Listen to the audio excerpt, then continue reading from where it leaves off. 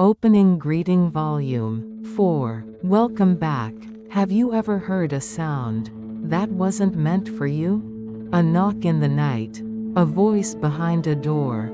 A whisper caught in the wind. Tonight, we invite you once again into the hidden corners of Japan, where forgotten rooms, cursed objects, and restless spirits still wait for someone to listen. These 5 new stories are not just meant to scare. They are warnings, memories, and sometimes invitations. So turn down the lights, put on your headphones, and whatever you do, don't answer the knock. This is Japanese Horror Narration Series Volume 4.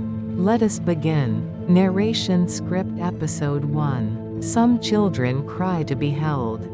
Others knock to be remembered. I had just moved into a rented house in rural Miyazaki. It was peaceful, surrounded by fields and fireflies at night. But from the very first evening, at exactly 213 a.m., I heard it. Knock, knock, knock. 3 taps on the front door. I looked out the window.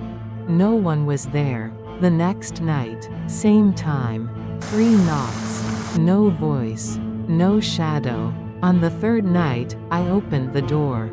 Empty air, but at my feet was a tiny handprint. In the dirt, too small for any adult. Too clear to be wind. I asked the neighbor about the house. She hesitated, then said, "It used to be a maternity clinic during the war. They say one of the babies never made it, and the mother never left. But sometimes the baby comes back first." I laughed it off. Until the 5th night, 213 a.m., 3 knocks. But this time, a child's voice. "Is my mother here?" I didn't answer. I couldn't. I locked the door, closed every window. But in the morning, the kitchen floor was wet. Tiny footprints led from the door to my bedroom, and on the wall, a crayon drawing, a woman, a baby, a door, and 3 red marks beside it. I tried to stay elsewhere. Friends, hotels, but no matter where I went, I woke at 213, to the same knocking, and the same voice. "I found you." One night, I asked, "What do you want?" The voice replied, "To be born." Then silence. I returned to the house and searched the records. There it was, a stillbirth, 1944, unnamed male child, mother Akiko N. died shortly after. I found a photo of her. She looked kind, but her eyes were empty. I buried a toy by the garden. A small rattle I'd found in the attic. And for a while the knocking stopped.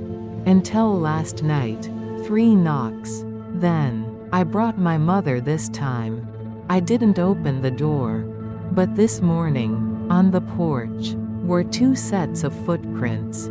And the wall beside my bed now reads, "All families reunite eventually." Narration Script Episode 2. Have you ever woken up somewhere you don't remember falling asleep?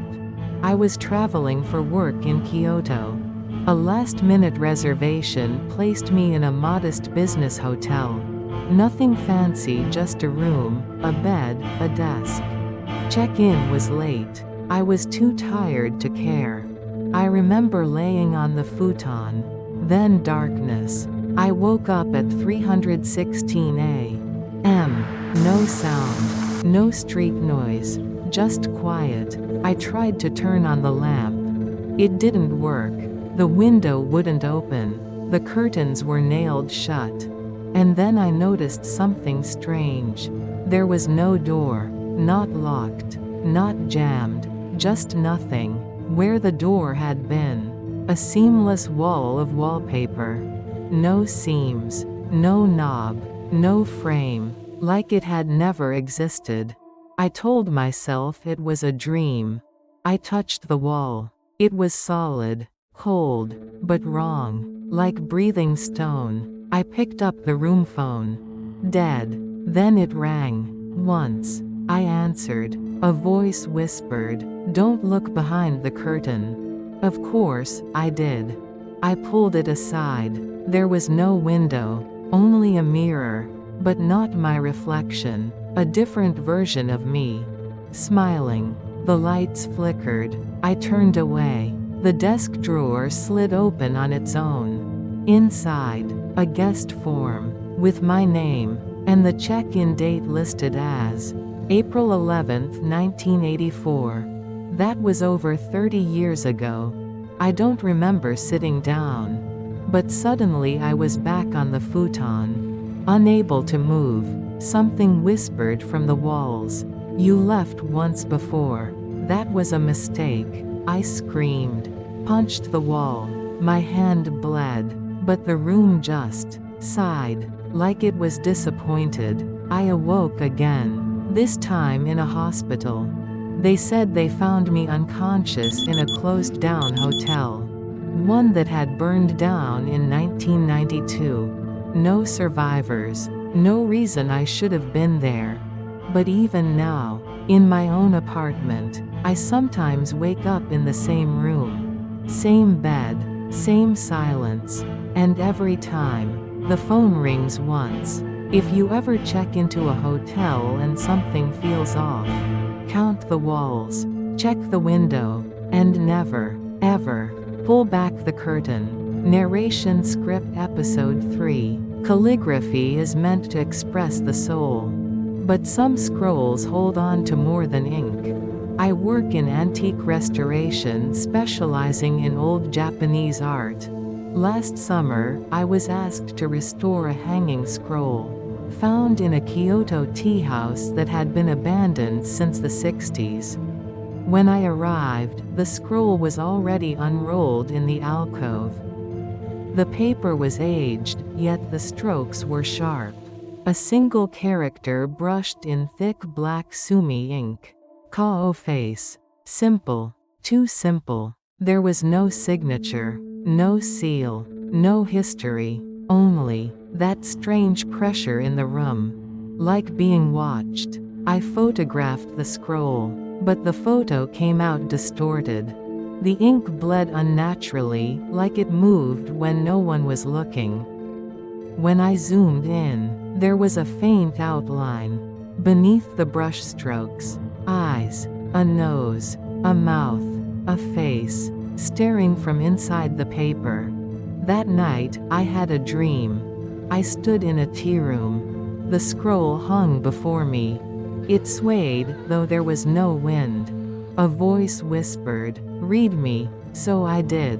The next morning, the scroll was gone.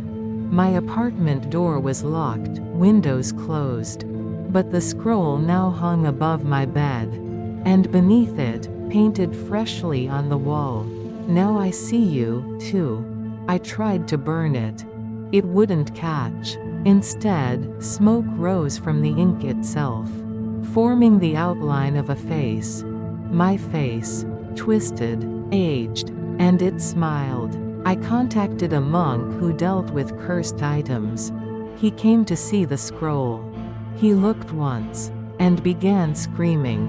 He clawed at his eyes, shouting, "It's still painting. It's not finished." He never spoke again. Now the scroll appears in different parts of my home. Even after I lock it away. Each day, the face beneath the calligraphy becomes clearer.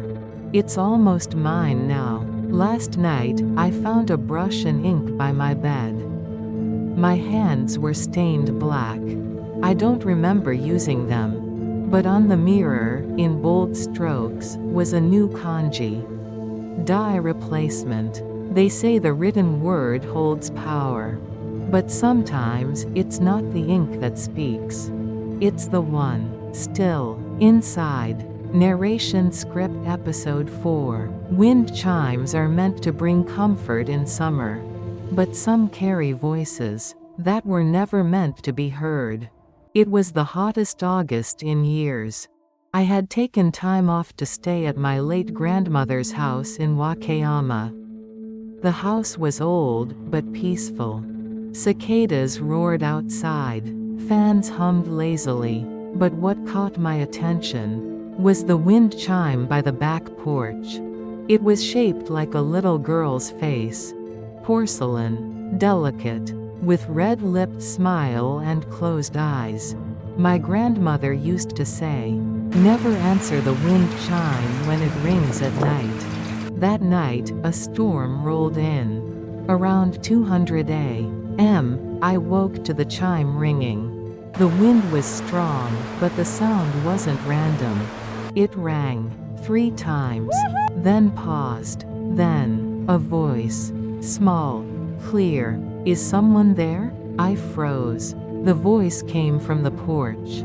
But the chime didn't move. It hung perfectly still. Yet the voice continued, "I'm lost, can I come inside?" I shut the door, locked it, closed the curtains. The next morning, I checked the chime. It was warm, to the touch, almost like skin, and when I turned it slightly, there was writing on the underside. "I wait when it rains." I asked a neighbor about it. She grew pale. That chime was made after the girl died. She drowned in the river behind the house. But her mother couldn't accept it. So she poured her grief into that chime and invited her back. That night, the storm returned. So did the voice. But this time, it knew my name. "Let me in, won't you, name?" I didn't move. The voice grew louder, angrier. "It's cold. It's dark. Let me in." The next day, the chime was gone. I found it hanging inside. Above my bed. It rang 3 times, though there was no wind. And from the closet, a wet, barefoot child's footprint appeared on the tatami. Now, whenever it rains, the chime rings on its own. I've moved houses, but it always finds me. And the voice is growing up. She doesn't just ask to come in anymore. She says, "I'm already here." End of episode 4. Series closing narration volume 4. Thank you for joining us in Japanese horror narration series volume 4. This time, the echoes of unseen children, cursed rooms, and forgotten ink have led us deeper into the quiet corners of Japan, where spirits still linger, waiting to be heard. We hope you listened closely. Perhaps too closely. If you find yourself hearing a knock, a ring, or a whisper in the rain, remember, you were warned. Until next time, keep your doors locked, and your wind chimes silent. Good night. You made it to the end. Or so it seems. But sometimes, horror doesn't finish with the final word. It lingers, in the corners of your room, in the silence between breaths, in the knock you'll hear tonight, when no one should be there. The stories you've heard, they weren't just tales, they were glimpses, and now, something may have glimpsed you back. Thank you for joining us in Japanese Horror Narration Series Volume 4. If you feel a little colder tonight, if the wind chime sways without wind, or if a familiar voice calls from the other side of the door, don't answer.